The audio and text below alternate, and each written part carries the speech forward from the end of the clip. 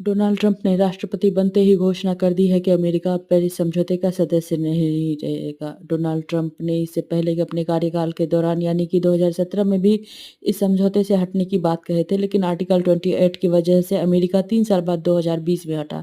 तो आखिर क्या है आर्टिकल 28? यूएनएफसीसीसी का आर्टिकल 28 कहता है कि इसके सदस्य देश इस समझौते से हट तो सकते हैं, लेकिन 3 वर्ष की अवधि पूरी करने के बाद।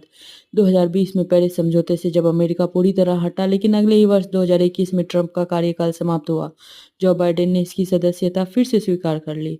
तो क्या है पेरिस समझौता? पेरिस समझौता बेसिकली औद्योगिकीकरण के बाद बढ़ते ग्लोबल वार्मिंग को कम करने हेतु 1995 में यूएनएफसीसीसी यानी कि United nation framework convention on climate change की बैठकें होनी शुरू हुई, जिसका लक्ष्य था जलवायु परिवर्तन को रोकना। इन्हीं बैठकों को कॉप नाम दिया गया। इन्हीं बैठकों में कॉप 21 जो कि पेरिस के फ्रांस शहर में हुआ था, 196 देशों द्वारा पेरिस समझौते को अपनाया गया। और इसी कॉप 21 को मॉप 11 यानी कि मीटिंग ऑफ पार्टीज तथा CMA 1 यानी कि कॉन्फ्रेंस ऑफ मिनिस्टर एग्रीमेंट भी कहा जाता है। इसके तहत सदस्य देशों को निम्न लक्ष्य दिया गया। पहला लक्ष्य था वैश्विक औसत तापमान वृद्धि को 2 डिग्री सेल्सियस से नीचे रखना, तापमान वृद्धि को 1.5 डिग्री सेल्सियस तक सीमित रखना। दूसरा लक्ष्य था 2050 तक कार्बन उत्सर्जन को 50% तक कम करना तथा 21वीं सदी के अंत तक यानी कि 2100 तक कार्बन उत्सर्जन 100% कम करना।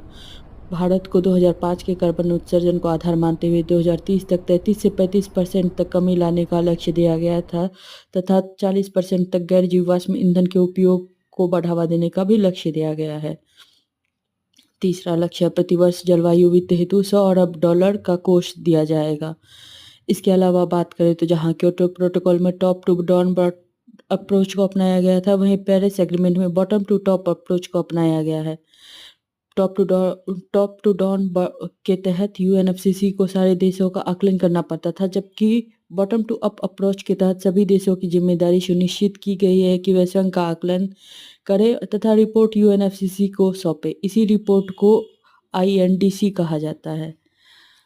INDC यानी कि इंटेंडेड नेशनली डिटरमाइंड कंट्रीब्यूशंस कहा जाता है।